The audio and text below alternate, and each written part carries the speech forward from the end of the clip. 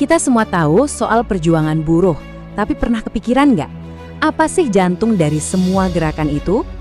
Jawabannya bukan cuma demo atau bantuan hukum loh. Jawabannya adalah sebuah strategi yang kuat banget, namanya advokasi. Ini semacam mesin penggerak untuk menciptakan perubahan nyata. Nah, yuk kita bedah bareng-bareng cara kerjanya. Coba deh bayangin, atau mungkin Anda pernah ngalamin sendiri, upah yang nggak sesuai, jam kerja yang kelewat batas, atau sekedar merasa nggak dihargai. Rasanya sendirian, dan perasaan itu bisa bikin kita nggak berdaya. Dan justru dari perasaan inilah kebutuhan akan advokasi lahir. Jadi, advokasi itu sebenarnya apa sih? Ini bukan cuma sekedar ngeluh atau protes iseng-iseng, bukan. Anggap ini kayak sebuah strategi, sebuah gerakan yang terencana dan terorganisir.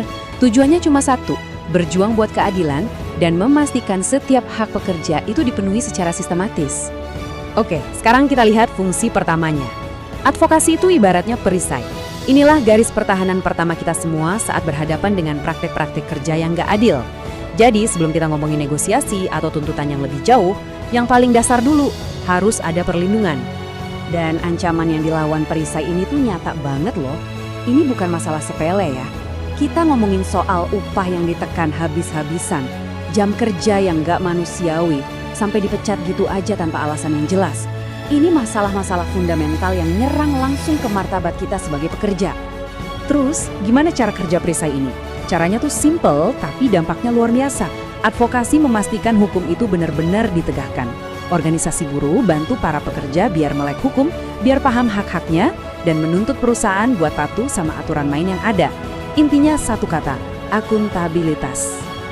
Tapi, perlindungan itu baru langkah awal. Kekuatan sejati advokasi itu baru keluar pas dia ngelakuin sesuatu yang hampir kayak sulap, yaitu mengubah suara-suara individu yang kecil dan sendirian menjadi satu kekuatan kolektif yang dahsyat. Inilah transformasi dari saya menjadi kita. Perbedaannya jauh banget. Kalau sendirian, posisi tawar seorang buruh itu seringkali lemah, ya kan? Suaranya gampang banget diabaikan. Tapi, begitu mereka bersatu, ceritanya jadi beda total. Tiba-tiba mereka punya daya tawar yang nyata, dan suara mereka jadi sesuatu yang harus diperhitungkan. Nah, kekuatan kolektif ini bukan cuma buat teriak-teriak doang loh. Poin pentingnya adalah kekuatan ini membuka pintu. Pintu buat apa? Buat dialog yang setara, buat perundingan yang adil, dan penyelesaian masalah yang berimbang. Ini secara fundamental mengubah peta kekuatan di tempat kerja. Oke, pintunya udah kebuka. Terus apa? Advokasi nggak berhenti di situ. Fungsi berikutnya itu proaktif. Bukan lagi soal bertahan, tapi soal membangun. Membangun apa? Ya lingkungan kerja yang lebih aman, adil, dan manusiawi buat kita semua. Lingkungan yang lebih baik itu kayak gimana sih? Ya hal-hal mendasar sebenarnya. Kayak jaminan keselamatan dan kesehatan, beban kerja yang manusiawi, dan tentu aja tempat kerja yang bebas dari diskriminasi apapun. Ini kan perjuangan buat kualitas hidup kita di tempat kita ngabisin sebagian besar waktu kita setiap hari. Dan ini nih yang sering banget dilupain. Lingkungan kerja yang bermartabat itu bukan biaya buat perusahaan. Justru sebaliknya, ini adalah investasi. Saat kesejahteraan pekerja naik, produktivitas juga pasti ikut naik. Ini tuh win-win solution. Tapi dampaknya nggak cuma di dalam kantor atau pabrik aja. Perjuangan di satu tempat kerja itu nggak pernah berdiri sendiri. Advokasi itu jadi semacam jembatan yang nyambungin masalah-masalah lokal ini ke panggung yang jauh lebih besar. Perjuangan keadilan sosial secara global. Prosesnya itu kayak efek domino loh. Semua berawal dari pendidikan yang bikin orang jadi melek sama hak-haknya. Dari kesadaran itu tumbuhlah solidaritas dan partisipasi. Nah, solidaritas yang kuat inilah yang akhirnya punya kekuatan buat mengangkat isu-isu di pabrik ke tingkat kebijakan nasional.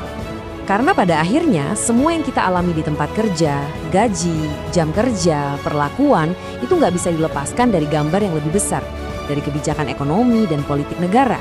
Advokasi inilah yang jadi penghubungnya antara pengalaman pribadi kita dengan perjuangan buat mengubah sistem. Jadi apa intinya dari semua ini? Sederhana, advokasi itu bukan pilihan, bukan juga kemewahan. Buat kaum buruh, ini adalah kebutuhan mendasar. Titik. Ini adalah alat untuk bertahan hidup sekaligus untuk berkembang menjadi lebih baik. Dan tujuan akhirnya terangkum dengan sangat indah di sini. Tujuannya adalah untuk memastikan pekerja itu bukan lagi cuma sekedar alat atau objek dalam mesin ekonomi, bukan, tapi sebagai subjek, sebagai manusia yang punya suara, punya hak, dan yang terpenting punya martabat. Sebagai penutup, saya mau ninggalin satu pertanyaan buat Anda renungkan.